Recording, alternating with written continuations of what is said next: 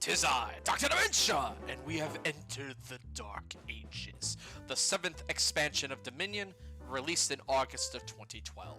The theme, a little bit more simpler. We have a lot of thinning and trashing with this set. A lot of effects occur when you trash. That's about it.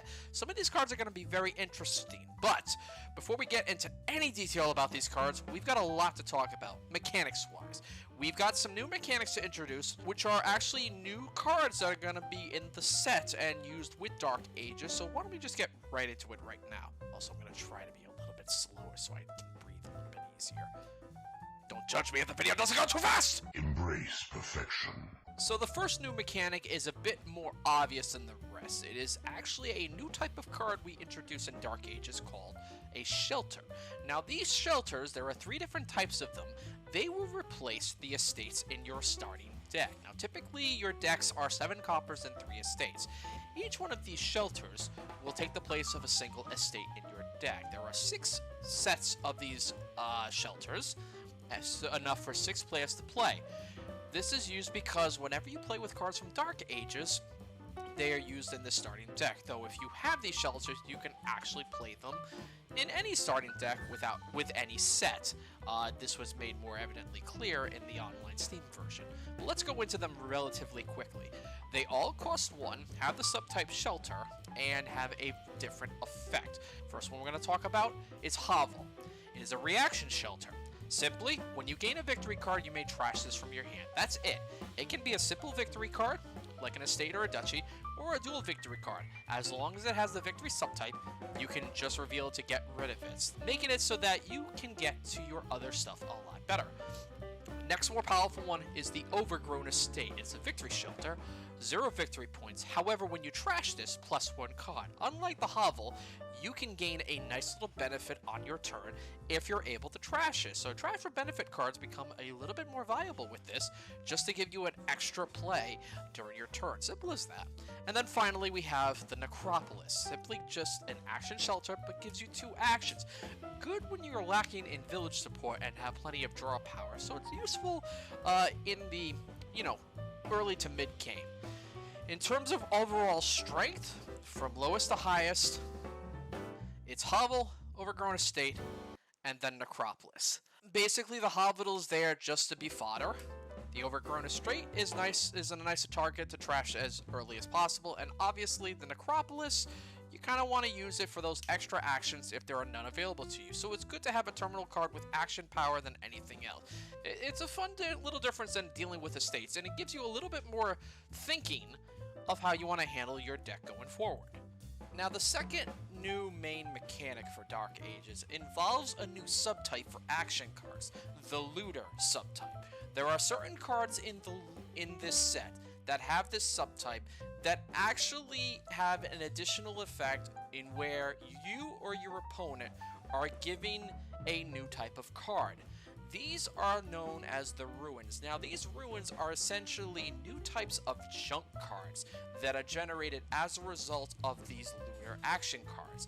There are 5 types of Ruins in all. We have the Abandoned Mine, which is +1 coin, Ruin Library, which is +1 card, the Ruin Market, which is +1 buy, the Ruin Village, which is +1 action, and Survivors, which has the effect, look at the top 2 cards of your deck, discard them, or put them back in any order. These Ruins have the Action Ruin subtype. They're basically just junk, and they're so weak you really don't want them in your deck. They basically are just used in conjunction with curse generators to just cause havoc for your deck, and actually count as a pile. So if the Ruins pile gets empty, that counts toward the 3-pile endgame condition. Basically, you don't want to have these, and your goal is, once you receive these cards, is to just trash them as soon as humanly possible. On the plus side, Fairgrounds and Gardens become a little bit more stronger as a result of getting these type of Ruins. Now, one thing to keep in mind, the Ruins pile is shuffled, and the top card of the pile is revealed at all times. This means that you could get any of these cards at any time. If you don't have, trash for benefit, you can get some use for them. And we'll go into that. Ruin Market probably has the strongest, synergy for the fact that you can get an extra buy, and if it's the only way to get it, you might have to force yourself to claim this Ruin Market. Ruin Library is not entirely a stop card, but you are able to just draw into an extra card if you do get it, but you need to have the extra actions. Hence Ruin Village, it just basically removes a non-terminal card from your hand. Abandoned Mine at least gives you 1 currency. And Survivors offers some sifting, but all in all, they're junk. That's it. They're the same as Curses. You don't want them in your deck, but you could basically force your opponent to get it. Now, only Dark Ages have these Luna subtypes, so you won't see them in any set. But the rule is, if any of the cards that you use have the Luna subtype, you basically start using the Ruins pile. Nice! Okay, first card we're going to take a look at is Altar. Costing 6 to purchase. Trash a card from your hand. Gain a card costing up to 5. Now, this takes Workshop Ironworks and University and gives it a little bit of a tad twist. Taking Remodel and essentially making it a little bit more restrictive, but a decent trash for benefit card. This basically gives you flexibility of anything on the board costing up to 5, so immediate cost reduction, and once again I have to state the obvious, is going to be great for this, and I'm not going to start listing out the cards again. But with cost reduction, it gives you a lot of options and to be able to take advantage of it, but what's useful is the fact that you simply trash one to gain something stronger. So those shelters like Overgrown Estate are very useful, as well as your ruins. If you have a ruin, this is basically the best way to get rid of it. You could trash them for silvers early on, or get rid of particularly useless action cards for much better ones. There's a lot of variety here. This is definitely deck control in a good way. Now, best part here is when you're coming into the end game, you can still use this to really score on victory point coverage. When you want to green your deck and cost reduction is available to you, provinces aren't that far out of reach. Hell, maybe not even colonies as well. You could take advantage of platinums, so you really want to do it. It's a very good card all around, and depending on what you want to use with it, you could. Now, you could discard, say, the Overgrown Estate, get an extra draw power, and then pick up a very powerful card such as Market. With cost reduction, Grand Market. This is basically going to get you some good options into your deck. So it is a very good terminal trasher and a very good strong gainer. The only downside is that cost. That initial cost of 6. You have to get to that. So high opportunity cost makes it really tough to get it early on in the game. Even on a 5-2 split, you'd still need to work around that. But of course, Lurker, good option there. And if cost reduction is available, you can reduce the cost of Altar just to pick up Altar. So they synergize with each other and complement each other quite well. So again, this can be an early game, mid game, or late game card. This is going to be useful building your deck, getting you some very good cards, getting you a lot more expensive treasures with cost reduction, and then finally, in the end game, when you can green.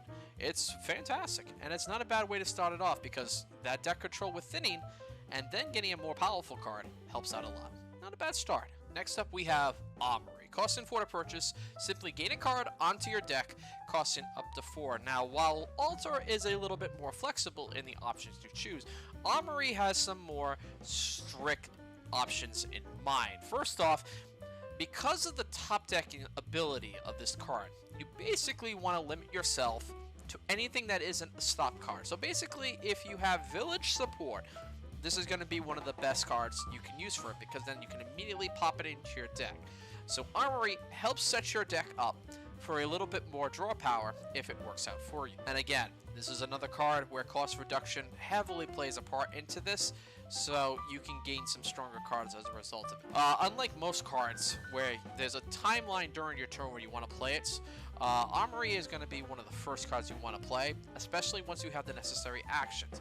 And Necropolis should be in your hand when you play it if you're limited on village support for action. So, this isn't too bad of a card. Another example that really goes well is Menagerie. being able to gain a little bit more action power in there and then just draw it into some cards. Because thanks to ruins as well as shelters, you're going to see a lot more variety in your hand, and it won't be as much as just a bunch of estates and coppers. You're going to have the shelters as well as the ruins too. So Menagerie is going to get a lot more potent in this expansion, but this is going to have specific targets. So your markets, your villages, Embassy might be a good option, Warehouse might be a good option, but you don't want to go super crazy. It works out pretty well. Keep it in the early game if there's no cost reduction. If there is cost reduction, then you can definitely go into the mid game or the late game. Unlike Altar, however, I would not use Armory to green your deck. It's going to give you too many soft cards, and it's not going to work out to your benefit. You don't want the stop cards to top deck. We talked about Nomad Camp as a result of this. You want to be able to purchase your green and discard it. However, if some of those green are dual victory cards, then this isn't a bad option. Mills as well as Great Halls aren't bad ones to pop into on this one. But overall, it's not a bad card. Not as strong as Altar, but can still work in some cases. Now, with the next card, you might remember I spoke about a specific subtype when it came to talking about Prince. We're now going to go into more detail about that now. The command subtype, specifically with this card, Band of Misfits. Costing 5 to purchase, an action command card. Play a non-command action card from the supply that costs less than this, leaving it there. Now, specifically, you are just targeting a supply pile card that is a non-command, but an action card, and just selecting it to be played. This is important because, for example, if this targets a duration card, Band of Misfits will stay on play as if it was the duration card. It is a very, very flexible card, but it is restricted for one obvious reason, that the card that it chooses has to cost less than this, leaving it there. Now, that's not to say that it couldn't all be bad. There is a lot of action cards that can cost 4 or less, that could have some potentially good benefits. And obviously you can't complain with a village, specifically Workers Village, being potentially a very good card choice there. Even Remake, Remodel, Ironworks, all of those are some good potential options. So picking this up on a 5-2 opening split might not be the best idea. And above all else, let me give you a good example. Let's say Moneylender is one of those options. You could use Band of Misfits to play Moneylender rather than picking up Moneylender. That means that you have a more useful card in your hand than Moneylender, because Moneylender's effect will run out if you use it to trash coppers. At least with Band of Misfits, you don't have to worry about that, because then you can select another target. And an example of that other target could be Monument. You don't need to pick up Monument, but you can get some extra coin, terminal coin, and some victory points. But now we're starting to get into more of the command cards. And there's not much more I can say about the command subtype. It's certain cards that can play other cards without moving them. And that's basically how the command cards will work. There's not many of them. But, of course, that's why Prince is the kind of card it is. You're not going to see many of them. There is a total of 5 of them altogether. And we've already talked, this is the second one we talked about. But other cards are going to lose some of their value when you play them with Band of Misfits, because they're contingent on the card having a secondary effect. So, for example, Treasure Map is going to be completely useless if you use Band of Misfits with it. There's not much more in synergy, though. It's basically see the piles and see what's available to you. But if you notice a card could become a dead card in your hand late in the game, then it's a good target on Band of Misfits. Again, on a 5-2 split, this could be one of your first cards you could pick up. So on an opener, it's pretty good. I would say early game to mid game on this card, it's a decent card. It is limited to what you play, but other than that, it can potentially set you up for some outstanding deck coverage. Not bad. Okay, so next on the list, we have a new action-reaction card, Beggar. Costing 2 to purchase. For the action, gain 3 coppers to your hand. For the reaction, when another player plays an attack card, you may first discard this to gain 2 silvers, putting 1 onto your deck. Now, this is a very cheap gain, and I mean it both in 2 ways. Cheap in terms of its cost, and cheap in terms of what you actually gain for it. Now, outside of a couple of niche uses, it's very weak and can be very relevant, and there are not many possibilities where you want to gain coppers to your hand. I mean, it depends on the circumstance. Coppersmith, Moneylender, Counting House are like your top options there in order to really make that work. So they all synergize pretty well together in basically being able to get to some fast money strategies. This is basically going to be your base of your copper engine. This will also fill your deck up with a bunch of coppers. So Gardens becomes a good option to play with this. But other than that, that's about it. I mean, you could think of Beggar being a very cheap terminal gold if you don't have many draw options, and this could be potentially good also in order to be able to gain a little bit more power. And it is a cheap source of payload in the end game. But that's about it. Now, as for that reaction, there are not many circumstances where you would like to gain 2 silvers, one of them being top deck. Obviously, again, depending on the circumstance, you really don't want anything forcefully top deck because it hurts your deck more than anything else. It slows down your cycling, and even against some attacks, adding another junk card can just reduce your usable hand size. So it's not much in stop power. Again, Copper Engines is probably going to be the best option for this to shine in, but at that point, it's an early game card. For that cost, it definitely is an early game card, and you could pick this up on a 5-2 split. If you're able to get the reaction effect off on the early game, then yes, maybe the silvers early on saves you from having to purchase them, so it gives you a little bit more strategy on what you could purchase next. But besides that, it's not super great. I wouldn't even consider it, you know, in the mid or late game. The only way I could see that, you would need Coppersmith, Moneylender, and Counting House available to you to really make this deck shine. At that point, the coppers are trash fodder, and you junk yourself in an ascension. So it's not great. Next card we're going to talk about actually introduces another mechanic that is a pile that is not part of the supply, and that is Bandit Camp. Costing 5 the purchase, +1 card, +2 actions. You simply gain a spoils from the spoils pile. Now, this gives me the ability to kind of go into detail about spoils. As this is right now, a +1 card, +2 action is just a village, but this village can have some potential power. Now let's talk about spoils for a second. Spoils, for the sake of trash of benefit, costs 0 to purchase. It is a treasure that generates 3 coin. When you play this, you return it to the spoils pile. Now, this is a terminal gold as it gets. You can't get any more terminal than this. It is a one-shot treasure, and depending on the stage of the game, this has a couple of different ways. It can spike up amount of treasure as a stepping stone for deck control and permanent forms of good coins, such as golds. Another option is to basically play it any as you draw, because you can generate more on the same turn as you do it. Now, the second one, it's basically a gain and play option, and that's about it. But there is a major problem with it. The cards that give you access to it, they're generally weak or mediocre, and that's what Bandit Camp is. It's a simple village with this effect. You still want to play these cards because it will basically thin your deck out the moment you play it, because they go back into your pile. So this is temporary gold that you can really take advantage of. Now, with that in mind, let's talk about this a little bit more. While Bandit Camp is used as a village, and you get to achieve some deck control, it becomes a great way to just generate these spoils as quick as possible. So a Throne Room King's Core will give you 2 to 3 spoils. So what this will do is give you more viable options for a couple of turns on whether you would whack a permanent coin rather than just use the temporary one. This makes spoils more useful in terminal action coin generation, because you basically are relying on that and not having a bunch of coin bulk up your deck. So you don't want this for big money strategy. You could, but you're going to lose the card as soon as you play it. That's basically how it works. And that's why you can gain these in bulk. It depends on the card that's played that's gaining it, and there are a couple others we'll go into, obviously.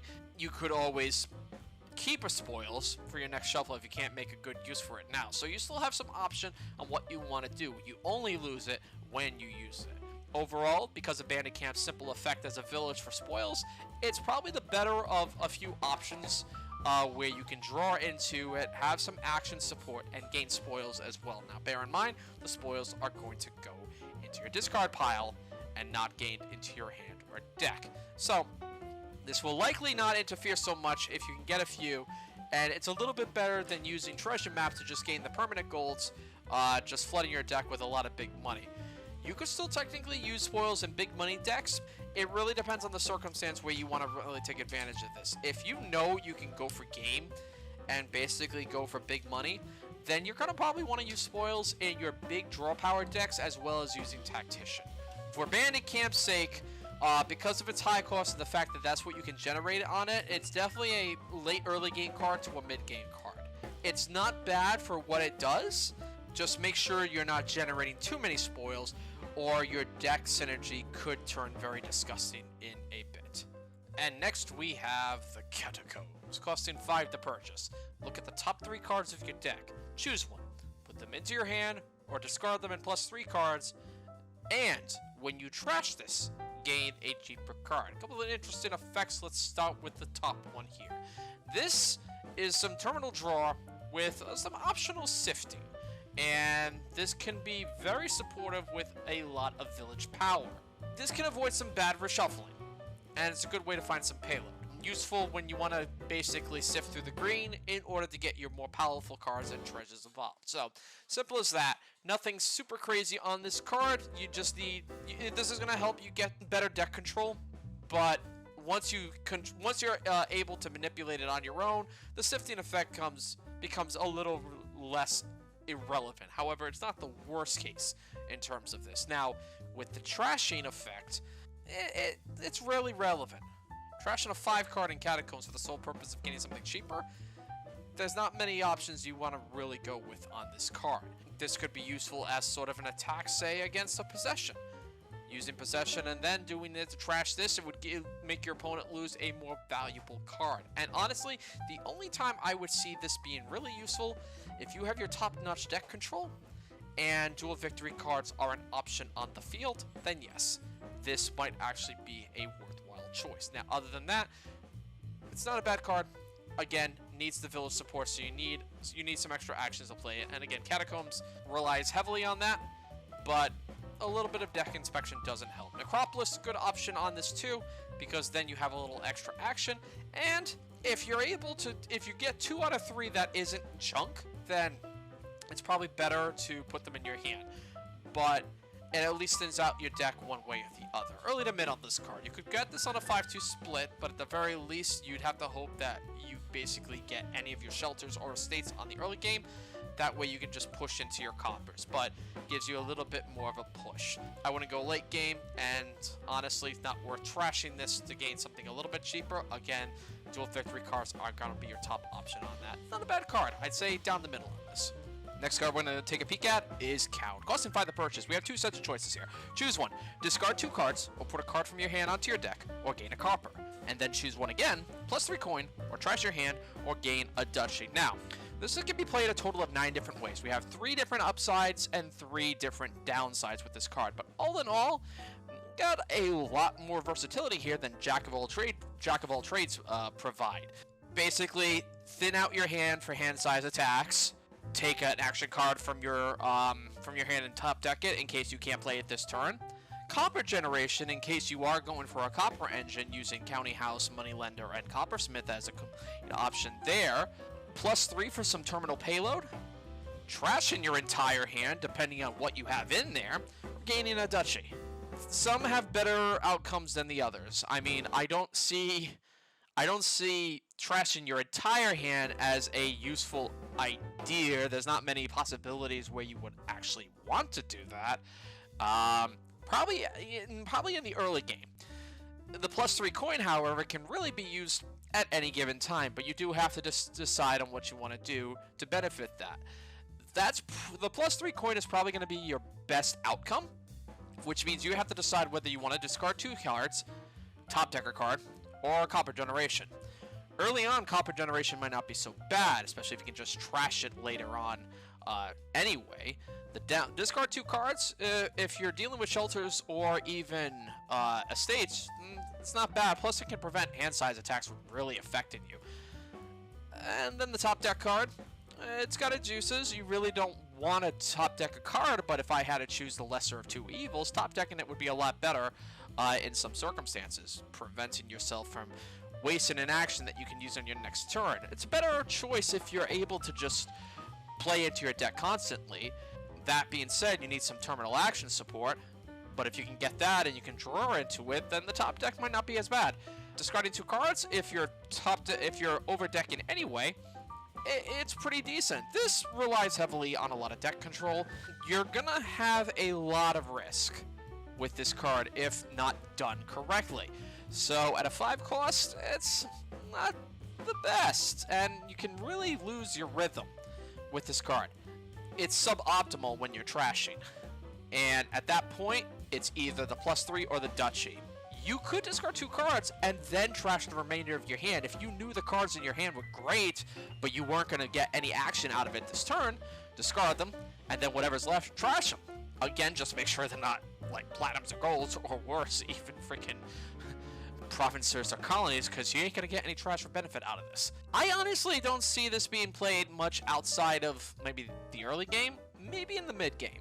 I could see this potentially being decent on a 5-2 split opener. At the very least, if you have a good way to generate coin, then I could see trash in your hand to be pretty useful, but +3 would at least net you something a little bit more pricey. And you could afford to top deck a card more so than not. Above all that, it's not super beneficial. I get what they were trying to do with this, but I don't see much use past mid-game. Honestly, late game, you're probably going to have 1 or 2 good cards in your hand. You need to wonder if it's going to be worth the risk. It's an okay card, though, for the most part. Next up, we have a very interesting new treasure card we want to look at, and that is called Counterfeit. It's costed 5 to purchase, generates 1 coin and +1 buy. You may play a non-duration treasure from your hand twice. Trash it. It originally got an errata saying non-duration treasure because we got Astrolabe after this card came out, but that's just basically the errata. So, all of those copper generation cards and all of those silver generation cards I've talked about in the past, like Beggar, Trading Post, Traders, those kind of cards, this is a good card to work off of that. Basically, if you use the copper on this card, you could generate 3 with Counterfeit's effect and being able to trash the copper. This is a nice way to deviate off of Coppersmith, making this a very excellent early game card if you can get it. That opportunity cost makes it a tad bit more difficult, but this also works in another way. Spoils. Spoils is fantastic for this because obviously you can't trash the spoils, it just returns to the spoils pile. So using Counterfeit on spoils is +6. That is absolutely disgusting and delicious. That makes the synergizing with Bandit Camp all the more useful in this particular case because of the fact that having currency in your deck that's not going to stay long, you're basically turning your deck into a glass cannon of big money decks because of the way it has to work. So that requires using Bandit Camp to a high degree to being able to just play as many as possible. But at the very least, if you're not using that style, your copper generators, your silver generators are going to be top-notch for this. And it's going to help because then at the very least, if you're gaining these cards, then you can use them for this benefit. I could even say, yes, if you are near the end game, because of a plus buy, using it on a gold or even a platinum is going to net you some delicious currency. Not to mention Bank. Bank and Philosopher's Stone get a little bit more firepower thanks to Counterfeit. It works out wonderfully. Any treasure card works for this. With that high opportunity cost, it's definitely late early game, but if you can get this on a 5-2 split, grab it because you're going to have a lot of fun with this card. You're looking at an explosive potential of doubling payload, and that plus buy is going to help so much. This will help you offset some negative costs on some of the treasure cards that I've talked about in the past. This is an excellent treasure card. I love it. For this next card, it's the first one of the looters that we're going to talk about. It's an action attack looter card called Cultist, costing 5 to purchase. Plus 2 cards. Each other player gains or ruins. You may play a Cultist from your hand. When you trash this, +3 cards. Now, right off the bat, Courtier, very excellent choice to use on this because of the Luna subtype. But this is now a chainable terminal draw attack card. So, we now look at attack cards that are not generating curses, but are generating the ruins. So those could just be as bad as getting the curses there. But what makes this fantastic is that you don't use an extra action if you have multiple cultists in your hand. So village support becomes less needed and less necessary for this. This becomes one of your more powerful attack cards if there's no attack immunity on the field. Because, let's say you had 5 cultists in your hand. You're playing them back to back to back to back to back. Your opponent is going to get 5 ruins. And that's horrendous. I mean, it will, even if the ruins pile remained empty, it's still relevant for draw power. Just getting the village support is all you need. Getting those actions is just what you need. So this is your big physical money engine decks. You just need to make sure you take advantage of this first before your opponent does. Now, yes, you could throw Roman King's Court, but it's not actually necessary with this card because it's doing the work it's doing the work of those 2 cards just by its effect alone. There is a possibility you could draw into dead action cards. So if there's not a lot of deck control, you need to be able to have the actions necessary to play this before you play all the cultists, thereby giving you some ample room to play some other cards afterwards. It has a nice interaction with Lurker, by the way. Using Lurker to trash cultists directly from the supply generates some very non-terminal draw, and that's fantastic. I think that's one of the better options to use the trashing effect is with Lurker right from the supply pile, giving you 3 cards right off the bat, and then using Lurker again to put it into your hand. You could systematically do that every single turn to gain maximum draw coverage. You can potentially overdeck, which means Tactician is another good option on any of this because of the fact you will have so many cards and so many buys. So Counterfeit and Astrolabe are gonna be a good source of buy treasures for this, but also Workers Village as well. You basically want to maximize on that and being able to play as much powerful treasure. 5 costs, it is definitely hard to chew on, but I could see this as being a decent sized opening card. However, as Lurker is available, you should be using Lurker's effect to gain that +3 card, regardless if your opponent will play it first. And if you can get as many cultists as possible, you are going to be able to take a solid lead in dealing out so many ruins. It's basically the most powerful junking attack you're going to see for a while, and I have no issues with this. So yeah, get it on the opening if you can. If not, use Lurker to really take advantage of it. Otherwise, get to in the late early game or into the mid game, but make sure you buy a couple of them. You need the buys to get as many as possible on your turn, and then just hope you can draw into them as you draw into your deck. This is a solid attack card, and it's awesome.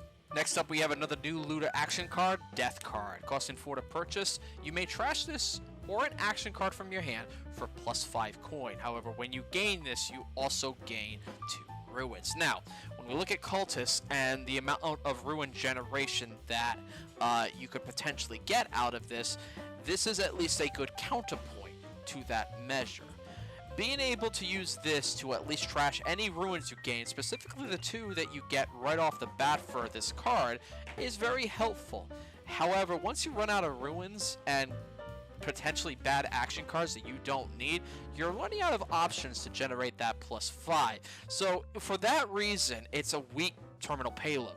I mean, it can generate a lot, but you still have to draw into the ruins and the death card as well, so you're looking at a total of 3 stop cards to your deck and putting a significant strain in deck control. With that said, you need a lot of terminal space for this. There is a few use cases here.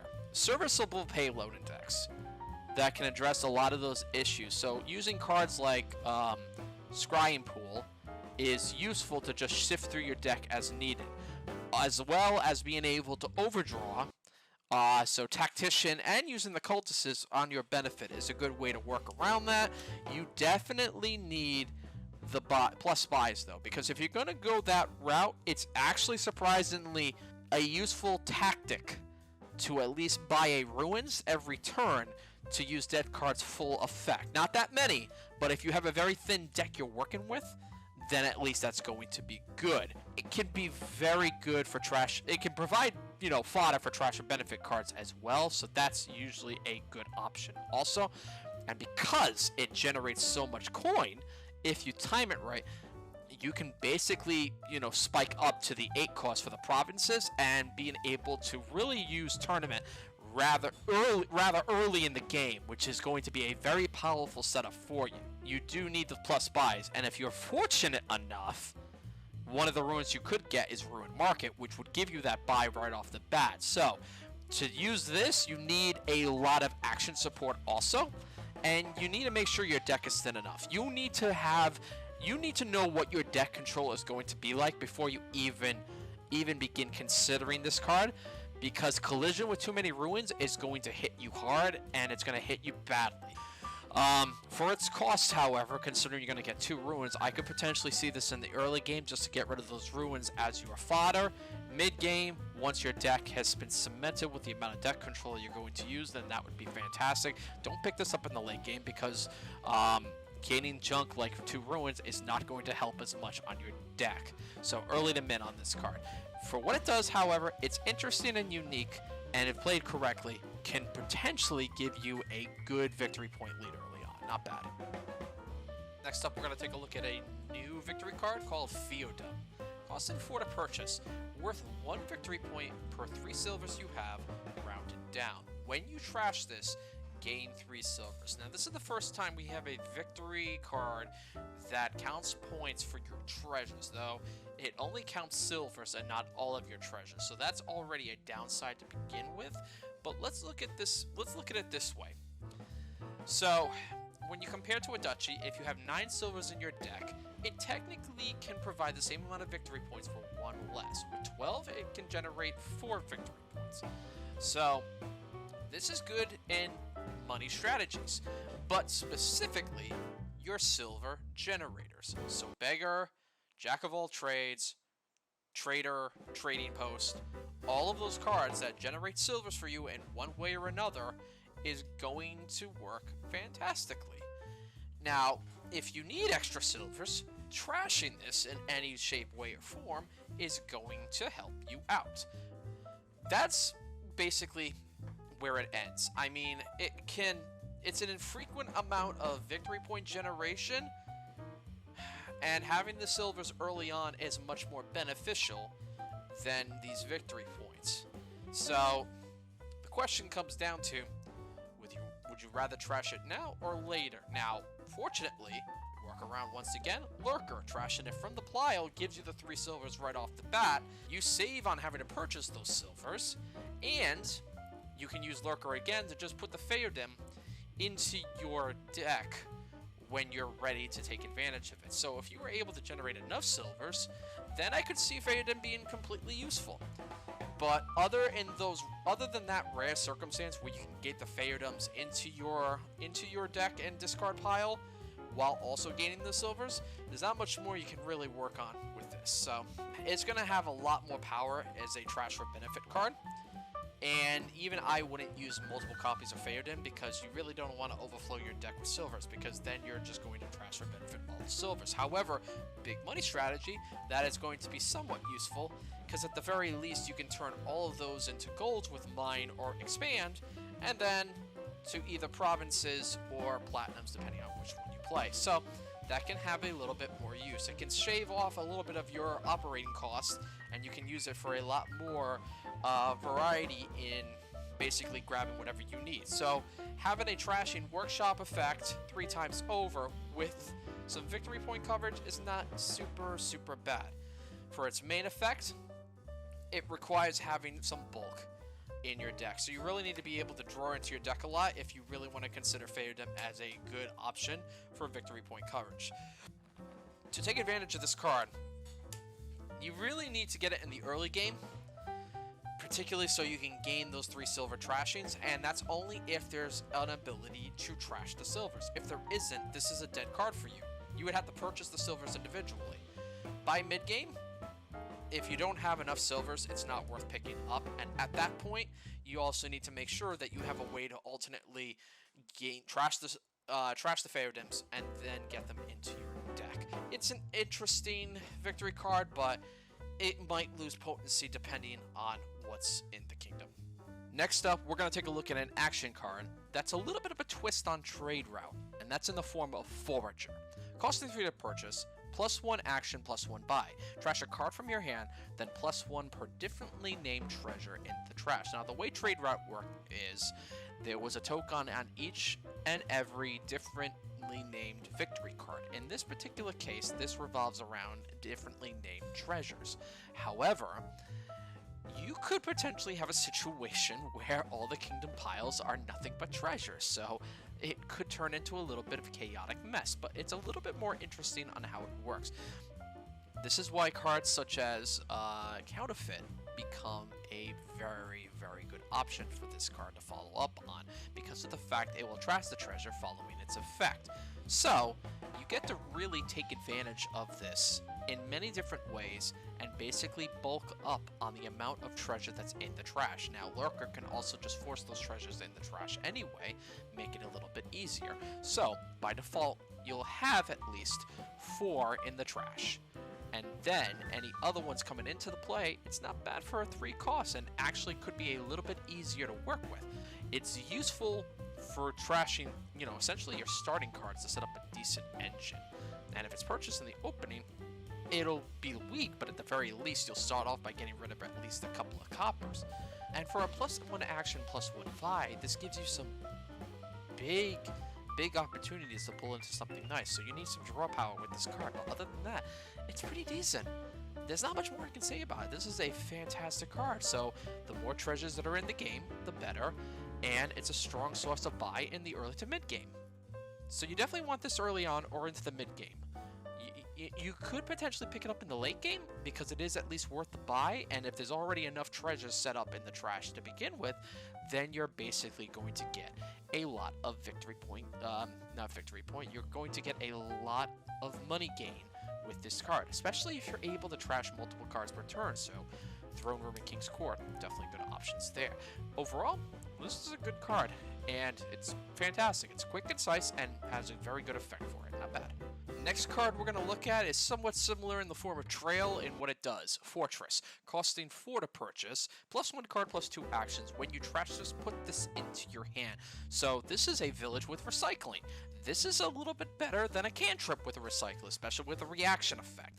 Now, what makes this even better is it's whenever it's trashed for whatever reason. So trash for benefit cards particularly do quite well with this. So remake, replace, remodel, and expand onto this card. Anything 6 cost, anything 7 cost, you're pretty well off. And then basically recycle the fortress. So that's pretty good. That's it. It's a simple village if there's no trash for benefit cards in the kingdom, but it can set up a decent engine, and it can have its uses as well. It's just depending what's available to you. But better cards that you could really work with: Apprentice, Salvager, Bishop, that's just fodder for this card, and it actually does quite well. There's variety in this, and as long as you're able to recycle the fortresses back onto your deck, Harbinger, for example, it works out great. If you Sentry, you could pull the fortresses automatically into your hand after trashing them, because of the fact they're getting trashed, and then you basically look at your cards, and that's it. So it basically will thin your deck out a lot easier. And between this and Trail, you're basically going to have a variety of recycling effects that, you don't have to worry about fodder.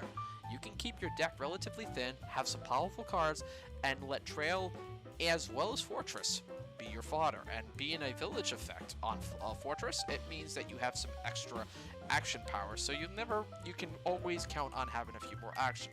So overdecking is a good choice. Tactician, obviously, you could potentially try an outpost effect if you got a trasher in your hand. Once that's done, boom, you're good to go again. So overall, decent card, early to mid, even the late game if your deck's thin enough, but it's an all-around decent village village effect, and it's nice that we have one that really relies heavily on trashing. It's not bad, it's pretty good. Alright, so the next card we're going to take a look at is Graverobber. Costing 5 to purchase. You choose one. Gain a card from the trash costing from 3 to 6 onto your deck. Or trash an action card from your hand and gain a card costing up to 3 more than it. A little bit more of a restricted remodel variant, but primarily used to gain provinces and regain the cards it trashes, so surprisingly enough, it's its own recycling effect. It also depends on your ability to provide fodder, so, you know, you have to be fed other cards in order to really take advantage of this, but you could set this up with Lurker, getting some cards in the trash, and then being able to pull them with Graverobber when you need to. There's quite a bit of variety here, but we'll start with the second effect first. You basically will have to take any action card to use as your trash for benefit. Typically, it's not bad as long as your price range is the same as if you were using any other card. For example, if you were using golds or even silvers, you could probably hit that price point no problem. And there's not much more that can be said about this. As long as the action card is in that range, you should be fine. You could trash at least an action card costing 3 to get a Grand Market, 4 for a King's Court. This also helps getting you some peddlers in case you need it. Now let's look at the other effect. You basically have to provide its own fodder, but you still have to set it up. Basically, when you go for the 3 to 6 range, you could look for an Ironworks Workers Village or another good option there. Great Grand Market, another fantastic option there. Any duration card like Tactician is another good one. Probably one of the better options, Border Village, giving you the opportunity to pick something else up alongside of it. Cost reduction can potentially be quite useful in the circumstances of being able to pull that off. But other than that, nothing too fancy with this card. This will help you this will give you a little bit more variety, and this is more for those, especially for those action cards that will potentially have limited use throughout the entire game. If you can exchange those for cards that you know you're going to use all game, throughout the entire game, then you'll have some better options to you.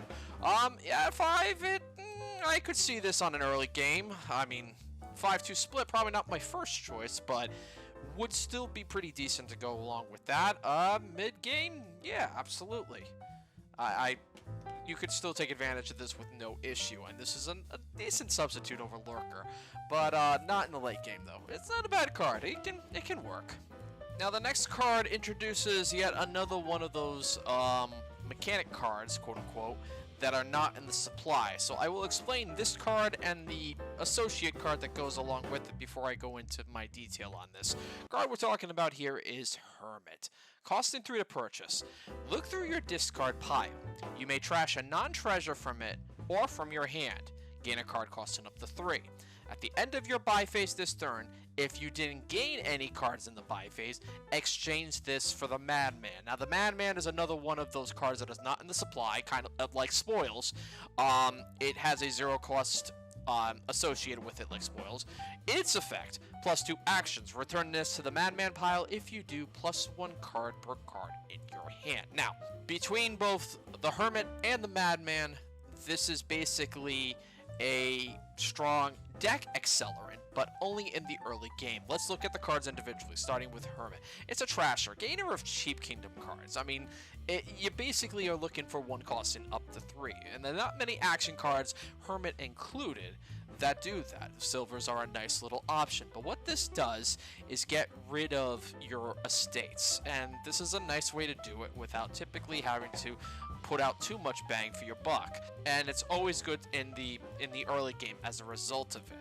And it's a very strong choice too, because your estates and your shelters are going to be perfect. And it is a way to counter your junking attack. So Montebank, for example, with curses and coppers, as well as cultists for the ruins as well. So all of those can help decimate this, and it will at least let you walk away with something.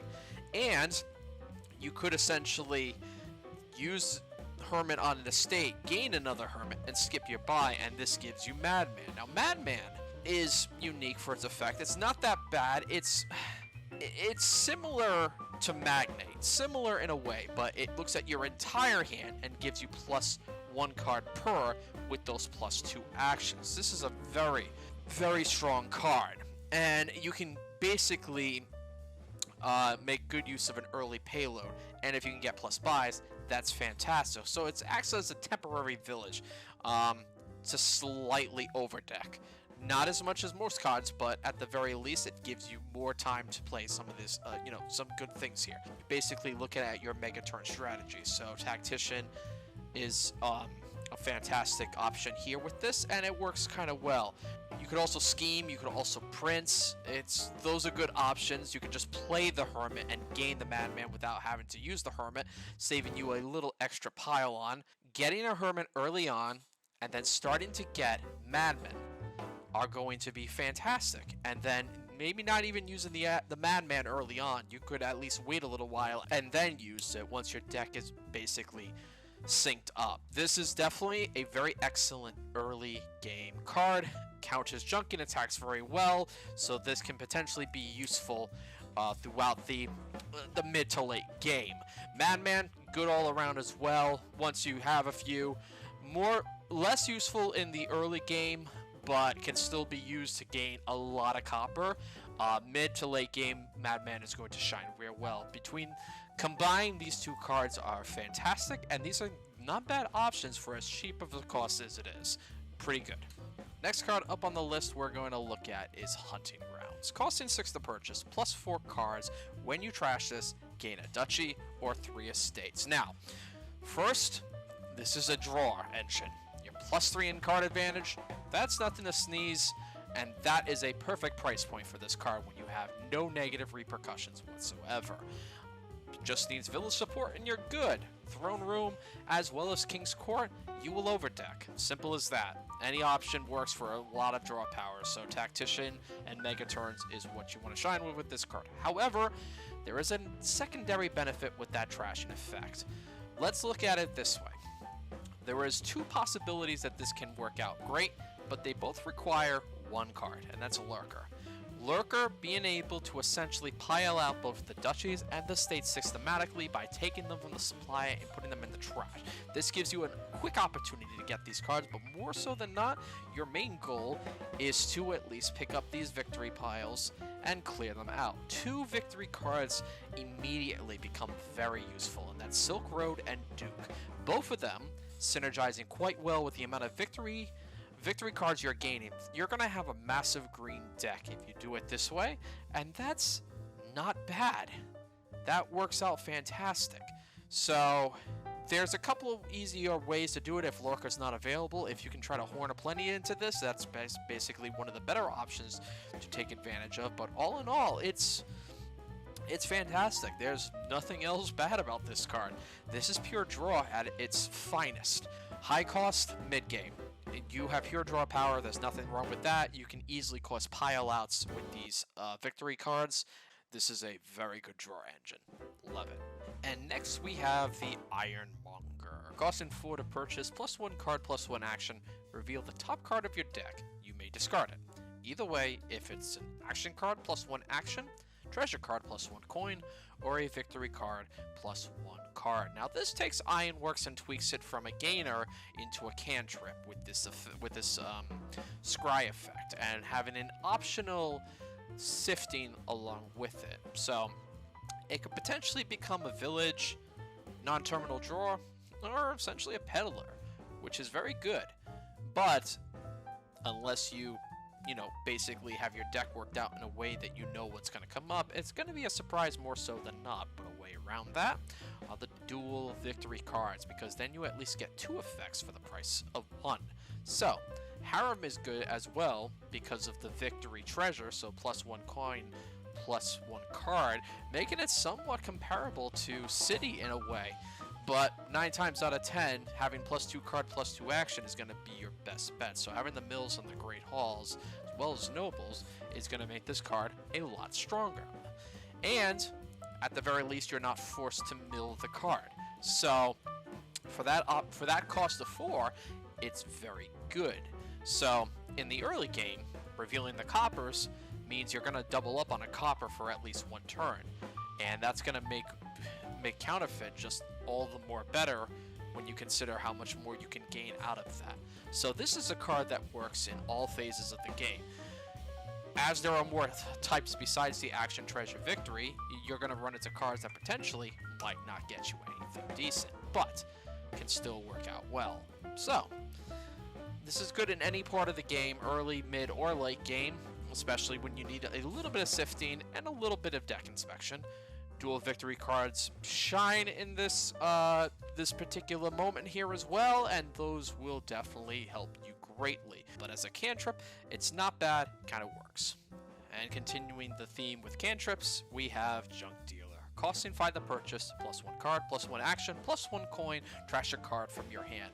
A different take on the Peddler variant here, but I would say compared to Oasis, this is a slightly better option here. Because while, yes, you are forced to minimize your hand size, and you are mandatory to trash a card, you are going to run out eventually. But what I like about this is how you deal with your junking attacks. Your ruins and curses are basically going to be destroyed simply using a 5-cost cantrip Peddler. And that's not bad. That actually works out great. It can also function well alongside Moneylender, so you can basically clear out a good portion of the junk deck, and as long as you maintain good deck control, you're fine. The moment you start losing deck control, it can become a little bit more risky, and you basically are going to take a gamble. If you have no desirable targets in your hand, you have to hope that you're going to draw one, and then you have to make that unfortunate choice.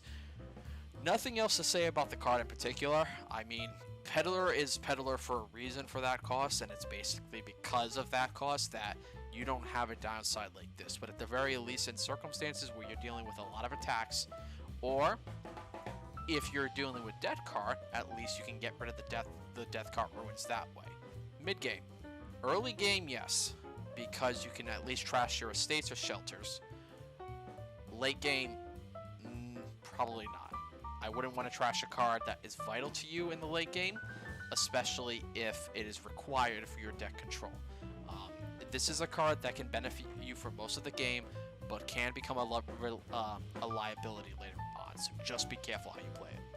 Now, the next card we're going to look at is actually the most unique pile we've come across since the start of the game, and actually is so unique it has its own type because of the type of cards it is. We are going to talk about the Knights. Now, the randomizer states that you shuffle the Knights pile before each game with it. Keep it face down except for the top card, which is the only one that could be bought or gained. Each of these cards have the same type of attack with a secondary effect that is used with it. And I'm just going to quickly name them all and go over their costs and their effects. So before going into each of the individual Knights, one thing I want you all to understand is that they have the same type of attack. Each of the Knights has the following attack. Each other player reveals the top 2 cards of their deck, trashes one of them, costing from 3 to 6, and discards the rest. If a Knight is trashed by this, you trash this card. Now, each of the secondary effects are unique to each and every Knight. In the case of Dame Anna, you may trash up to 2 cards from your hand. Dame Josephine, she is actually a victory point card worth 2 victory points. Dame Molly, you gain +2 actions. Dame Natalie, you may gain a card costing up to 3. Dame Sylvia, +2 coin. Sir Bailey, +1 card, +1 action. Sir Destry, +2 cards. Sir Martin, +2 buys. Sir Michael, each other player discards down to 3 cards in hand.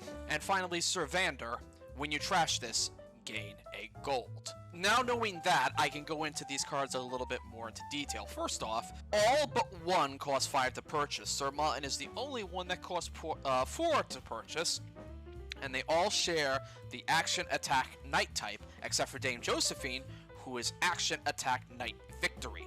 Because of that very reason, Courtier is a very powerful card that can synergize with all 10 of these knights. Courtier can basically pull off every one of its effects if Dame Josephine is its target, making it the most powerful in terms of that card. Now, overall, while they all give a nice variety of effects, the Knights are considered basically payload for engines that can play them reliably and punish opponents who aren't able to build their decks faster than you can. Now, they're best in kingdoms where all of these attacks are high impact. You basically are hoping to terminate anything from the 3 to 6 range, and trust me, there are a lot of 5 cost cards out there that will detrimentally destroy your opponent's deck. So, you need to have a couple of options against this. You basically need to have access gains to replace what gets trashed. You basically have to fight over the Knight pile, and attack immunity is the main thing. Obviously, Scavenger is going to be more useful if you can get it trashed by using any of the Knights. Sir Michael is the most detrimental attack effect, because in addition to that trashing effect, it's basically also a hand-size attack as well. It really depends on what you want to take advantage of, and it also depends on the piles that are available to you. You're looking for kingdoms that have little in the way of additional gains or buys. Money decks that can easily gain silvers. They're usually not impacted, but in other cases they work well. Engine components are also a nasty attack. Getting rid of Tactician, Grand Market, Golds, any of those are going to be destroying them. And to give you a more specific example with each of these, with Dame Anna, if there's no other trashing available, probably going to be your best option. Dame Josephine, while Courtier is going to be the top option, I mean, 2 victory points isn't going to be much. Dame Molly, if terminal space is extremely valuable, especially for playing more Knights, Molly's going to be useful. Dame Natalie, if there's potentially a cheap village available to you, then yeah, probably take advantage of that. There's other 3 cost cards. Cost reduction is going to help. Dame Sylvia is going to run into the same problem with terminal silvers, but it's nothing to scoff at when you have an attack like that. Sir Bailey is one of the more strongest ones because of the fact that it is essentially a cantrip. Sir Destry does have a lot more in terms of draw, but you at least need the village support. Sir Martin is going to be a good source of buys. Sir Michael, it's obviously the most powerful attack. And Sir Vander, the only way you're really going to benefit out of the gold is if it gets trashed. That's about it. So overall, for all of the Knights, it's definitely a mid-game card. These are all mid-game cards that are going to work wonders if destroying your opponent. It basically comes down to which ones you get and how many you get. If you're able to play into enough village support to be able to play all of them, then yeah, the Knights are going to be awesome. I love the style of these cards as they are each individually unique with a slight twist to them. But overall, these are some fun cards and I definitely recommend checking them out. Next up, we have another attack looter card in the form of Marauder. Costing 4 to purchase, gain a spoils from the spoils pile, each other player gains ruins, simple as that. It's weak junking, and that's about it. You get the spoils, and your opponent's going to get the ruins. I mean, compared to Curse Generation, it's but at the very least, the ruins aren't devastatingly trashed. This is going to be very powerful when there is limited trashing, and your opponent is going to be just having to deal with these ruins as much as possible. So with King's Court, the Throne Room on this option is going to be great. Other than that, not much on unique synergies at this point, but for the most part, it's cheap, sufficient, it's not bad. Bandit Camp, though, in terms of spoils generation, is probably going to be a better option than Marauder. It's more if you want to do the ruins on top of that.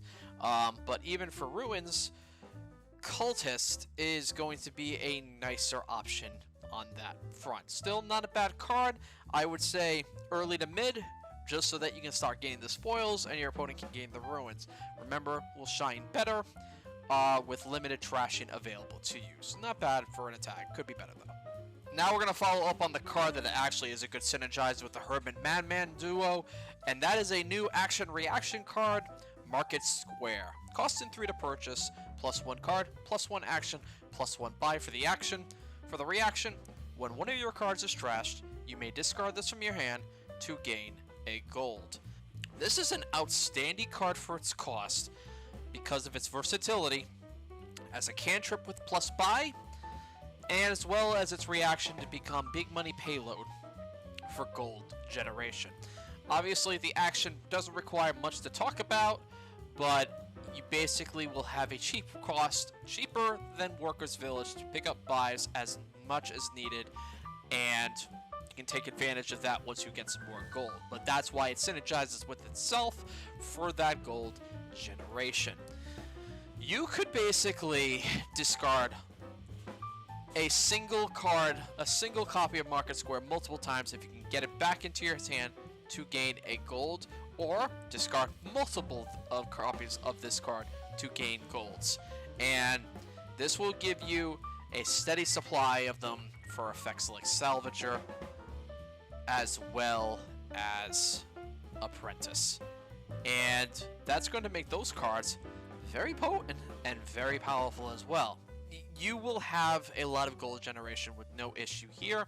Basically, with Hermit and the Madman strategy, you usually aim for a mega turn, just triggering the market squares by stockpiling Madman, but then it's more complex to set it up afterwards and requires the right number of them, but still, it works out when it does. Now, because of the buys and they're relatively easy to gain in bulk, cost reduction is one of the top things that you have.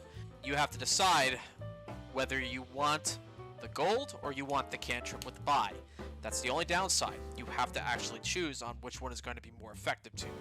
So, it can be, but at least with your trash for benefit cards, you at least have some way to collide off of this. So, Fortress is a good way to synergize on Market Square. You basically just need to keep recycling the Market Squares back into your hand from your discard pile, and then that'll do it there. They're relatively easy to play in bulk. If draw terminal space is premium in your kingdoms, then this is going to be a very good card. And because of the cost, you can definitely get this in the early game and even in the mid game as well. It's not bad to have in the late game when you have a good pile of golds to really work with this card, because then you have the buys needed to do it. But overall, it's a fun reaction card. Works out great. Coming up next, we have Mystic. Costing 5 the purchase, +1 action, +2 coin. Name a card, then reveal the top card of your deck. If you named it, put it into your hand. Now, first off, the ruling doesn't specifically state this, but if you don't name the card correctly, you put it back on top. So this is Scry with a possibility of sifting.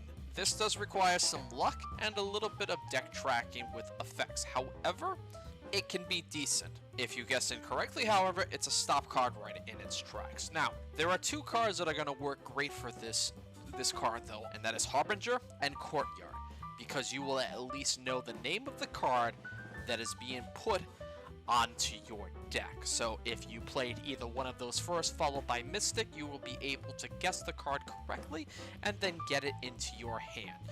This is easier to do than Wishing Well, because with Wishing Well you draw the top card first before you can actually take advantage of its effect. Now, that's not bad, but of course it is a +1 action with +2 coin. That's it. You get another free card with terminal action, and I mean, if you're already able to draw through your deck pretty well, it's not gonna do much. Anything that's gonna reorganize your deck, it might not be great.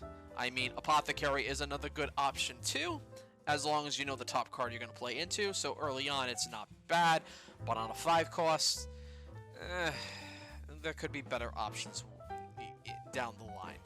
But in short, if you have the right cards available in the kingdom, or you got a little bit of luck in tracking your deck progress, then yeah, you could probably get away with this in the late early game, possibly into the mid game. It's not super great, but it is a little bit better of an option when you have flexibility of what's going to be top deck. It's an okay card, but at least it is better than Wishing Well. Okay, next on the list we have Pillage. Costing 5 the purchase. Trash this. If you did, gain 2 spoils, and each of the player with 5 or more cards in hand reveal their hand and discards a card that you choose. A little bit interesting. It can be a disruptive discard attack, but it's a one-time effect because of the fact you have to trash Pillage in order to take advantage of it. You do gain 2 spoils, but let's look at it this way. It is somewhat expensive, and you basically need to gain as many pillages as possible in order to continuously use this attack. And once they're out of the supply pile, then you need to use something like Lurker in order to gain them back in order to continuously using them. The 2 spoils could potentially become stop cards, which means, you know, it doesn't help you in any other way other than the attack and gaining those spoils. And basically, the attack itself, which is a single card discard that you get to choose, you need to make sure that it's worth the moment you play the card. For example, if they're playing a big money deck, you might discard a silver. Sure, that means they can't get the gold, but they can still get a silver. They might still work around that.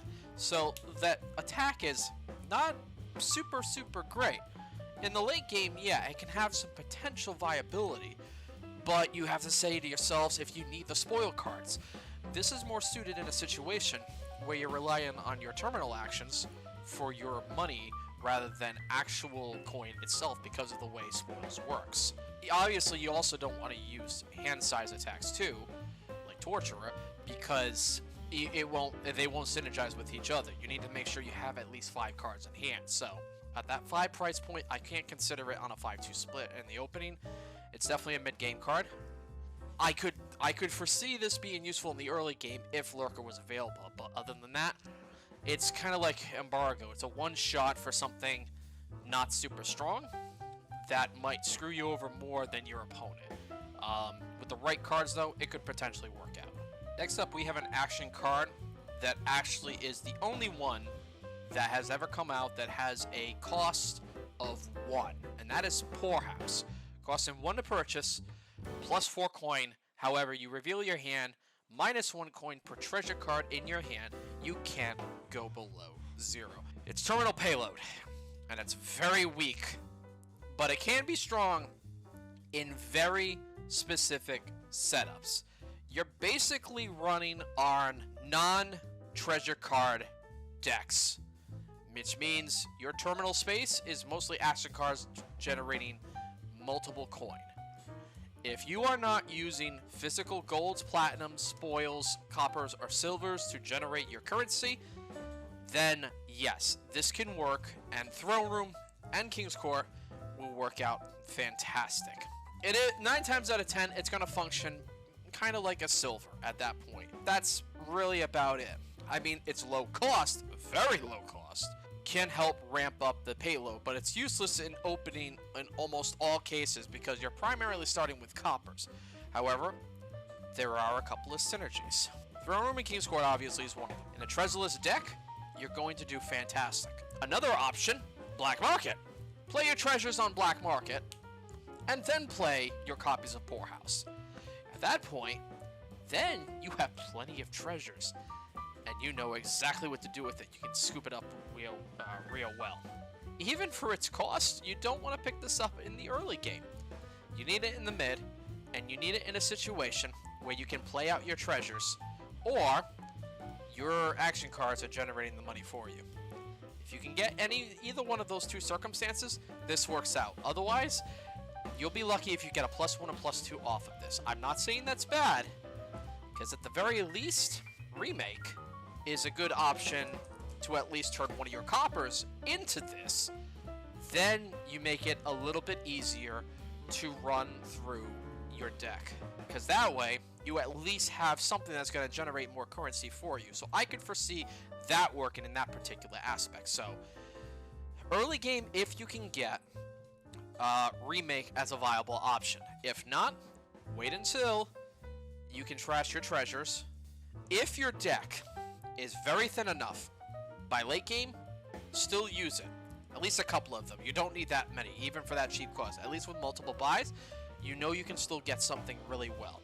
This is a card that relies on unique choices in the pile that can either make or break it.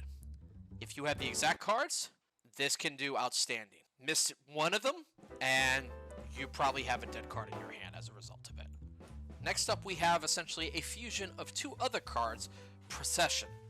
Costing 4 to purchase, you may play a non-duration action card from your hand twice, then trash it. Gain an action card costing exactly one more than it. This is like Throne Room and Upgrade doing the fusion dance here. It offers trash for benefit and can be powerful, but the paradox is you usually want to throw in your best action cards but don't want to remove them. It depends on the action cards that are available to you that you can take advantage of this. Madman could potentially be a good target for it because of the fact you can draw into it. Hunting Grounds is another option. At least you can Throne Room it and then, you know, upgrade it immediately after. Maybe you could do Merchant, which would give you a 5 cost and a 2 cost and 2 4 cost cards, essentially, if you chain Procession onto Merchants, essentially, which is a good way of working it. If you can chain enough of them, you can play many cards at once, and that it just improves your deck in a very short amount of time. And that can lead to rapid pileouts. Those pileouts is going to be where this particularly shines as a result of it. However, a couple of different options for synergies, Border Village being one of them. That's a no-brainer there, considering basically go into the Border Village and then get something else as well. Actions, basically any of the actions in the set that give a benefit when trash. So Fortress is a viable target, and so is Catacombs as well. Any of those cards are going to work like predominantly well. I mean, I could also see even Junk Dealer if you want to thin out your deck a little bit more. There are some options. You got some variety. It just depends on which ones you want to do with it. This is a look at the kingdom and see what's available to you, but it's definitely a can be an early game, mid game card. Overall, interesting card. I do like it. Just be careful because it can be a bit of a glass cannon. Next card we're going to take a look at is a little bit more unique in that it has more in its own pile than any other card I've seen, and this particular card is known as Rats. Cost of 4 to purchase, +1 card, +1 action. You gain a Rats. Trash a card from your hand other than a Rats, or reveal a hand of all Rats. When you trash this, +1 card. So, to go off what I just said, you get 20 copies of Rats in the supply pile. It's because of the fact you're always going to gain a Rats every time you use Rats. Because Rats multiply. It's like the Pied Piper. Other than it being a cantrip and basically generating more of itself, it will benefit from a quick pile out. But basically, it's given its own term, a Rats out or a Rats autopile, to help typically end the game. But its main usage is trash for benefit. Just because of the fact that you're going to get so many of the Rats, and considering it is 4 cost, it actually can work rather well, basically giving you a good synergy with Apprentice as well as Salvager, just being able to take advantage of the amount of Rats you're drawing into. You're basically replacing low cost junk with higher cost junk. It's not super powerful because of the fact you're junking yourself, but it's junking in a good way. And they can be used for general action card synergy too. Basically, cards with Scrying Pool is good in this sort of circumstance, but you're gonna find that there are other action cards that work really well with generating so many of them. When using Rats as food for this, just manage the number of them in your deck, and you don't try to go through them all at once. You want to kind of spread them out a little bit throughout the course of the entire game. It's a fun card. It's a funny card. You're basically generating the same card over and over and over again. It's the first card you could potentially do with that kind of circumstance. Because of the way it works, and you really want to rely on it for trash benefit, you got to get it early on in order to really, you know, push ahead for it. And you could get it mid-game or late game if you're going for that Rats out. But other than that, it's funny. It's fun and funny. It really is. And Down the Next Vacarino said that this is one of his favorite cards. A kingdom overrun with Rats. That's how you got it. Rats are Rats. And Rats are most definitely Rats. Now we've talked about the trash and benefit cards that specifically targeting treasures as well as action cards. We now get to finally target the ones specifically for victory cards. And that next card we're going to talk about is Rebuild. Costing 5 to purchase, +1 action, name a card. Reveal cards from your deck until you reveal a victory card you did not name. discard the rest, trash the victory card, and then gain another victory card, costing up to 3 more than it. This is basically how you're going to turn your estates to duchies, duchies to provinces, and provinces into colonies. It basically targets victory cards, and that's about it. Rebuild is strictly for that, so it can't gain engine components, it does not remove junk, and it's ineffective to draw out your deck. Rebuild has a simple goal. Convert the 3 estates into provinces, then rest of the province pile, get it piled. Just mill it out completely. You're basically rushing to a victory. Now, in games using the shelters, it's a little bit slower because you only start with the overgrown estate. You don't have to, but that's usually what happens when you start working with the shelters. So, rebuild, you want to buy it as soon as possible. Ignore everything else and just aim to play rebuild 6 times to upcycle your estates into provinces for a total of 18, and then another 5 times to end the game by milling the remainder of the provinces. However, a couple things. Shovel luck. You might give you some lucky cycling past your coppers as it digs through, or you might draw all your victory cards into your starting hand and thus can't do anything about it and end up with a dead hand. And while that might be a useful tactic to just pile out to a satisfying end, it's not that fast. You're playing basically rebuild 11 times. And depending on what's on the kingdom, you're probably not going to get to that point. The only way I can see that happening is by Throne Room or King's Courting, and even at that point, your opponent probably has an advantage on you there. And you need the support for playing them consistently and quickly. If you have a method to affording the provinces and don't need to play that many number of rebuilds, then probably great. You could probably do it away. But because you're trying to get to provinces quickly enough, tournament is a decent consideration in case things start going awry. Other than that, that's about it. This is specifically for the victory point cards. And if you have provinces and you want to go for the colonies for the extra points, go for it too. And this works on all the other victory point cards. So basically, this is all about greening your deck. If you're going for total green, rebuild is going to be the card you're going to use for it. You just got to be very fortunate and very lucky. If you are going for that sort of method of winning, you want to get rebuild as soon as possible on the 5-2 split. Absolutely. You want to start working on that. It's a slow tactic. Mid-game, depends on what's on the pile. You could potentially get this if you need to. Late game, only if you're trying to finalize those last few colonies. And basically, at that point, you are trying to push for the pile out, but make sure you have the lead first. It's an interesting card. Basically, the discard the rest kind of makes it a little bit difficult to work with, but other than that, it's not bad. Not a bad card for just specifically targeting the victory cards. Not great compared to the others, but okay. Next card we're going to take a look at is Rogue, costing 5 to purchase, plus 2 coin. If there are any cards in the trash costing from 3 to 6, gain 1 of them. Otherwise, each other player reveals the top 2 cards of their deck, trashes 1 of them costing from 3 to 6, and discards the rest. Now, this is an interesting attack card, taking the Knights and twisting it a tiny bit. We start off with a Terminal Silver, and then we have an interesting effect here, where you have 2 different potential cases. You are basically battling an opponent's deck that's well trashed but fragile, basically complemented with village support and a lot of draw power. If there's no trash, then you can use Rogue's effect to really decimate them. However, if the trash has some good cards, then it's worth using them to pick up just to get them out of there. That effect is basically one of the major problems. It makes it unreliable and slow, because if there's anything in the trash, any eligible card between 3 to 6, you are forced to take one of those cards.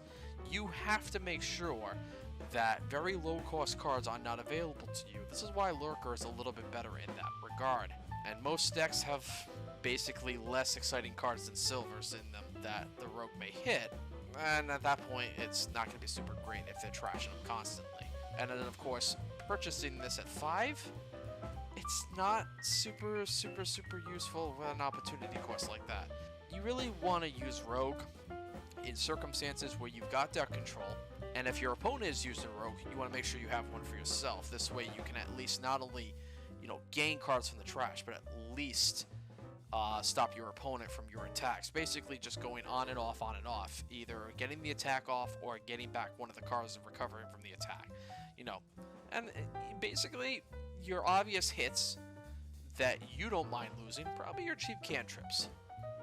But other than that, it's very slow to get started. In a general game, I wouldn't even see this in the early game, probably not until the mid game, and then nothing further past the late game at that point. That even a terminal silver on this is not going to be the super best, and it's going to take some time to really mesh well in your deck. So only really use this on a couple of circumstances if trashing is not optional and there's nothing available for you to trash, or if you know there's going to be plenty of trashing, but your opponent wants to take advantage of Rogue. And then that's about it. If you can prevent your opponent's deck from kicking off very well with this, and you can get better deck control out of it, then Rogue's going to be a good bet for that. Not bad. It's too slow to really use in most modern games, though. And next we meet the Sage. Costing 3 to purchase, +1 action, reveal cards from the top of your deck until you reveal one costing 3 or more. Put that card into your hand and discard the rest. Now, some people say this would be a weak cantrip. I'd say otherwise it's a very cheap one, helping you find some valuable cards. And above all else, in the early game, it will help create some deck control. This also helps you sift through curses and ruins as well, not to mention coppers and estates. You're basically getting through your junk and your curses without any issue. It can be a very good early game purchase to just help you cycle quickly. And depending on the cards that are available to you, you might be looking for a decent target such as Witch or even Charlatan as examples for some curse generation for yourself. This is good in the early game for that very reason. As the game hits the later stages, as you get into the mid and the late game, its value is going to fall off quickly because you're at a point where a lot of the cards in your deck are going to cost 3 or more. You're not going to be doing much sifting. And for that very reason, I do not at all recommend cost reduction on this card, because then you will just reveal and reveal and reveal, and you basically will not be able to use any of those cards, and you will be discarding all of those cards. That is a problem there. Now, early on, if you can get a throne room to go with it, go for it, because that'll work out perfectly well. Other than that, not many other use cases. This is definitely an early game card. This is going to help you get through to some of your more expensive ones. If you can start getting some silvers, that's great. Then get the Sage. You can at least draw into that. It's not bad. It's cheap. And it's efficient for an early game card. Next up, we look at Scavenger. Costing 4 to purchase, +2 coin. You may put your deck into your discard pile. Look through your discard pile and put 1 card from it onto your deck. Now, off the bat, this actually is a mild, decently upgrade from Chancellor, with the added bonus of just being able to top deck any card you choose once you at least discard your entire deck. Nothing bad about that in particular. However, like Chancellor, it's a weak terminal silver, and it's very rare that you want a full deck discard. The best option you can see Scavenger being used, Weak Kingdoms, where you can't get deck control, and you can use this to just bypass some bad shuffles. This is why it's more relevant in the opening when all you have is coppers, estates, or shelters. At the very least, you can try to get to a strong 5-cost card early on, but not much more to it. Yeah, you can top deck 1 card, but this is all reliant on being able to keep good deck tracking available to you, and having a card that's useful in kingdoms that don't have cheap deck control, but at least have access terminal space. So you're looking for deck control that's useful later on, but not early enough that this is going to be warranted. There's not much more I can really talk about this card. It's useful in the early game and possibly into the mid game. By late game, if you have the deck control you need, toss it. If not, then possibly use it. Your deck has to be really thin for it to be super reliable. Like, you should be top decking a gold or a platinum at at the very least, if you have the power to do so. With this, if you're going to just deck discard. But other than that, niche uses on this card, which isn't bad. Next up on the list is another red mage-ish kind of cards we're going to look at, and that's Squire. Costing 2 to purchase, generating 1 coin, choose one, +2 actions, +2 buys, or gain a silver. In addition, when you trash this, you gain an attack card. Now, it's kind of funny because I think the way this was supposed to work is that by trashing the Squire, you go for one of the Knights because they're all attack cards. A little more of a trivia tidbit here, but not bad for a lot of variety. But let's look at it this way. +2 actions, get a little bit of village support here with this card, but no terminal draw. Okay-ish. I mean, there are better cards out there, but it's not going to always help you, and you need basically more draw power. You have a stop card village. It's flexible, but you know there are other ways around that. +2 buys. You know, if with a cheap cost at 2 +2 buys, you could take advantage of that. You're trading off a coin for an extra buy off of the woodworker, so that ain't bad. Or if it's early on in the game, gaining a silver, not bad. It's not bad at all. It can be relevant, can help you build up quickly, and could be useful in a circumstance where mint was a viable option, so not bad to be able to do that. It's that trashing effect that's a little bit more situational. Yes, you could target any attack card, including the Knights, but you do need a few things. You basically need a strong attack card that's difficult to gain, Squire, and a way to trash Squire. Watchtower is good to basically trash into it, so it's not bad there. And Lurker requires neither collision nor an influx of Squires, so you could use that also. And basically you want to target something like Goons, even Familiar. It's a mediocre card, but it has a variety of uses depending on when you play it. At least with the cost, you can get it in the early game, possibly into the mid game. You're going to get a mix of payload effects here.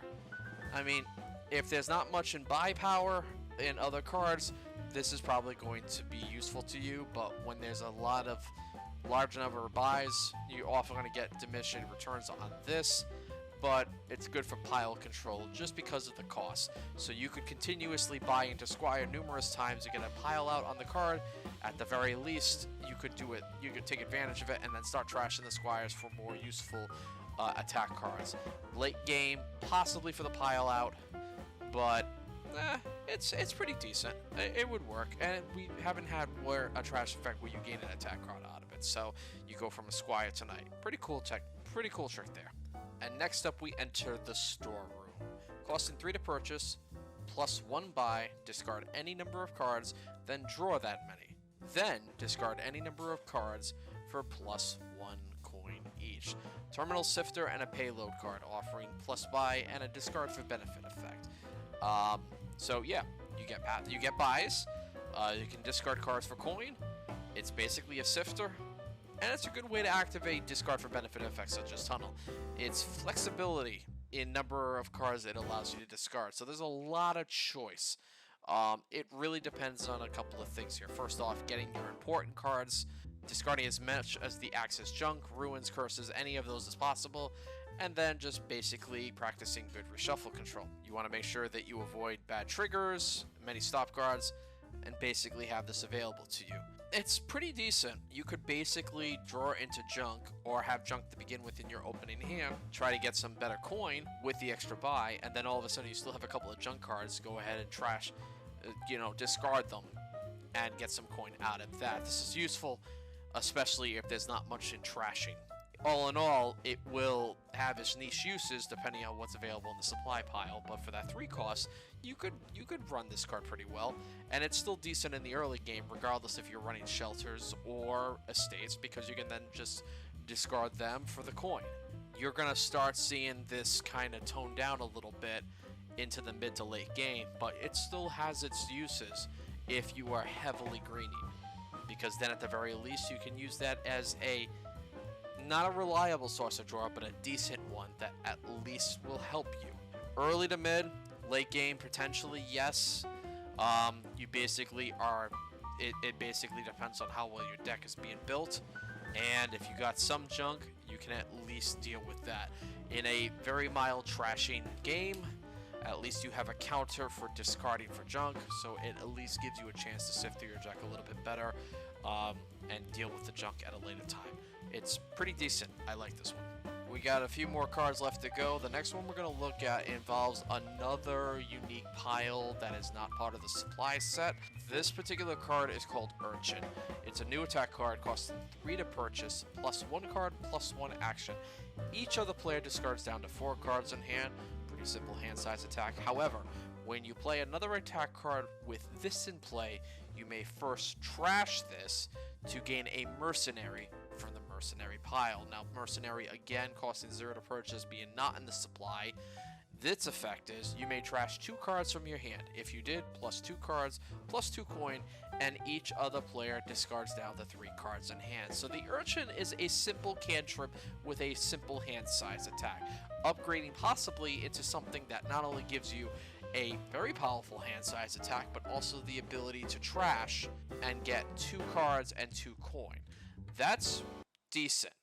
You have to trash in order to gain that effect, though. But let's look at it this way here.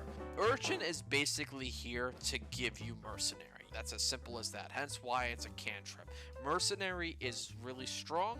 It's a much more powerful trasher and a much more powerful hand size attack. And fortunately, unlike the Madman or the Spoils, they don't return to the pile.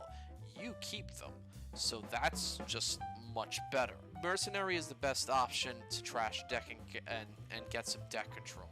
So you're going to want to get one of these as soon as humanly possible in order to just be able to really take advantage of it. It's also going to give you a lot of cycling ability. You basically want to open up with Urchin and then another attack card if necessary. Now, fortunately, once you get your first Mercenary, you can use Urchin, then Mercenary, then trash the Urchin for your second Mercenary, so at least you can take advantage of it. But it requires Urchin really, colliding with each other on the early game to be able to use it in its full effect. Because it is a 3-cost card, it's probably going to be one of the first ones you get. Even better than Familiar because you still need the potion in order to do it. You could get Urchin depending on whether or not you get Mercenary. I mean, again, it is a cheap cantrip, and you can take advantage of it, and it can be effectively useful negating the drawbacks with Governor or even Council Room for that matter. So, at the very least, you can use that pretty well. When you're under Mercenary attacks, you're going to have to decide between discarding useful cards and keeping the chunks so you can trash it. I mean, it's typical hand size. If you're going to be playing in a deck using Urchin and Mercenary, you yourself having some attack immunity is going to be fantastic. Now, a good option on Mercenary would be Fortress because at least you can recycle it, which means Trail is another card you can often recycle as well. Obtaining a Mercenary tends to leave you with a single Urchin in your deck, which can continue to be useful, but it's important to thin it as soon as possible. You want to use Mercenary more often than not. I wouldn't say get rid of all your Urchins, keep 1 or 2 in there. Having a cantrip isn't going to be too bad. All in all, between these 2 cards, you definitely want it in the early game, just so that you can start targeting Mercenary. Mid-game, you could still potentially get away with it, but at that point, your opponent might be doing the same thing. Not in the late game, though. This is a cheap attack card, and for what it can turn into, it works out great, and I definitely recommend it. Next up, we have a cheap and powerful sifter in the form of Vagrant. Costing 2 to purchase, plus 1 card, plus 1 action. Reveal the top card of your deck. If it's a Curse, Ruins, Shelter, or Victory card, put it to your hand. Simple as that. It is a weak cantrip, non-terminal draw, but it is designed for cards that you do not want to draw into. And basically everything that is junk and your victory cards as well. So, this is definitely impactful where you basically have access to a whole bunch of cantrips, and at that same time, you are basically getting your deck fatted out. So, you do not have a good thinning, and you need more deck control. This is what's going to be used from it. It can be a benefit to make use on the cards that it's going to put into your hand. So all those junk cards, you basically are looking at for fodder. So Warehouse and Storeroom are good examples of where this can synergize potentially well and help you just get through all the junk to get to your more powerful cards. And this is going to still be useful into the end game when you are essentially having to deal with heavy greening in your deck. This also synergizes quite well with the dual victory cards because of the fact you can just draw into them, put them into your hand, have it as a cantrip, and then play immediately after. So you can play Great Holes and Mills immediately after Vagrant and still draw into your deck pretty successfully. It's definitely more for the slower decks. It's more for the slower games, but depending on the piles, you can make it work. So this is a good way to counter junk-in attacks or just fattening your deck with green. Early, mid, late game, any of those work. More heavily if the games are slow and you're having a hard time just really keeping up with everything. This at least gives you a counter to that. It's a good card, very good sifter. I like it. And the final card we're going to look at for Dark Ages is Wandering Minstrel. Costing 4 to purchase, plus 1 card, plus 2 actions. Reveal the top 3 cards of your deck.